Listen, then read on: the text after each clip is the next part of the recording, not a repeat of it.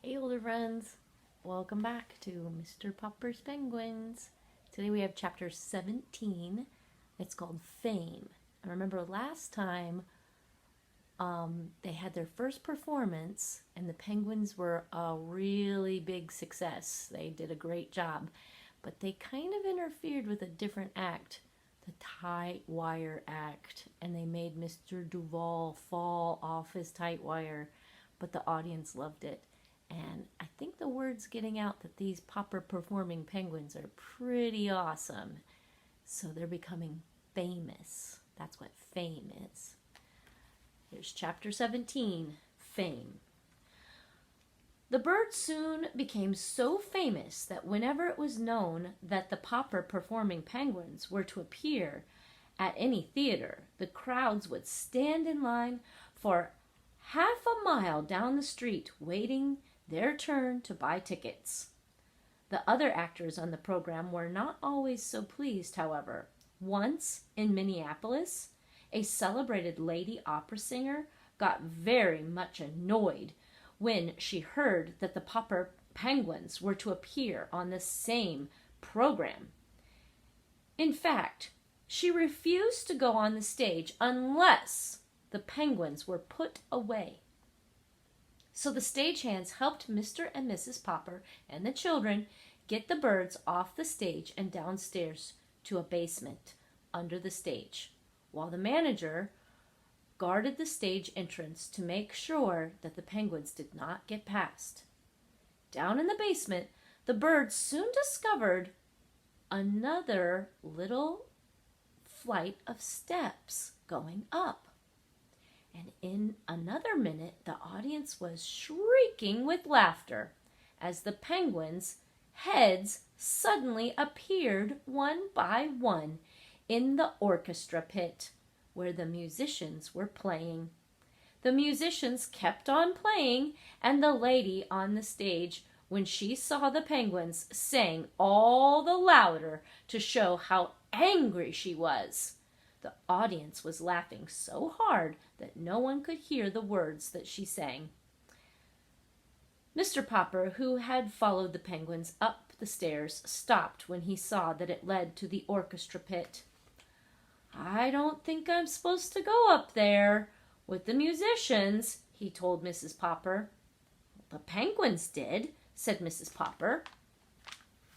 "Papa, you better get them off before they start biting the pegs and the strings of the fiddles," said Bill.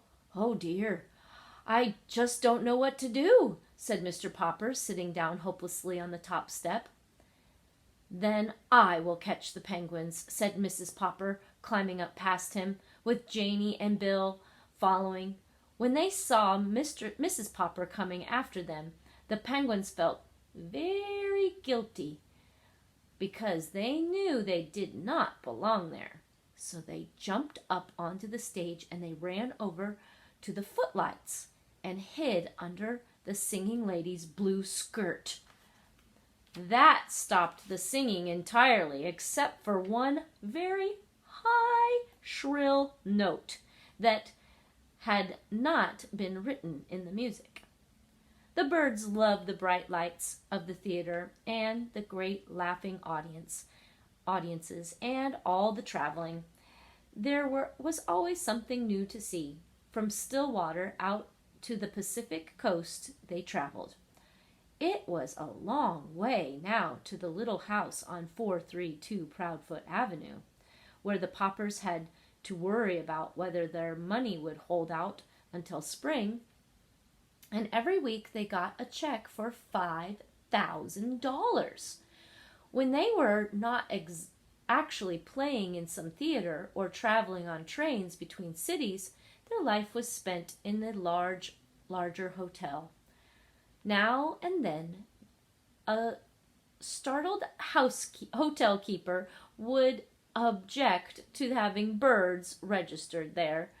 "Why, we don't even allow lapdogs in this hotel," he would say. "Yes, but do you have any rules against penguins?" Mr. Popper would ask. And then the hotel keeper would have to admit that there was no rules about penguins. And of course, when he saw how neat the penguins were and how the other guests came to his hotel in hopes of seeing them. He was very glad to have them. You might think that a large hotel would offer a great many opportunities for mischief and lots of penguins, but they all behaved very well, on the whole, never doing anything worse than riding up and down too often on the elevator and occasionally biting brass buttons off bell boys' uniforms. $5,000 a week may sound like a great deal of money, and yet the Poppers were far from rich. It was quite expensive to live in a grand hotel and travel about town in taxicabs.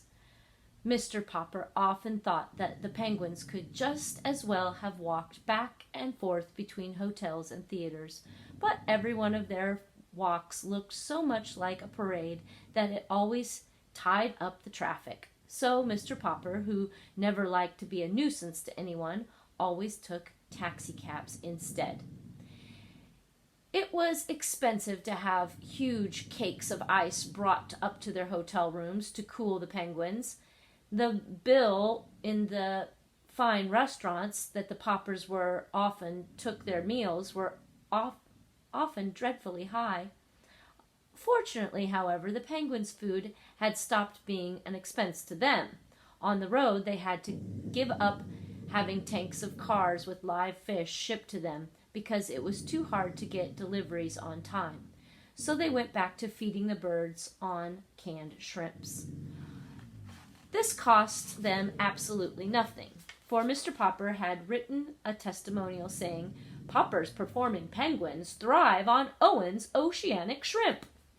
The statement, with the picture of the 12 penguins, was printed on all the leading magazines, and the Owen's Oceanic Shrimp Company gave Mr. Popper an order that was good for free cans of shrimp at any grocery store anywhere in the country. Several other companies, such as Great Western Spinach Growers Association and Energetic Breakfast Oat Company, wanted him to recommend their product too, and offered him a large sum of money.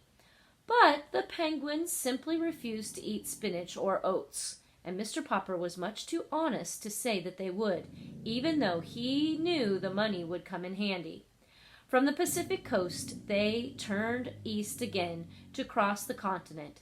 They had time enough on their brief tour to touch only the large cities. After Minneapolis,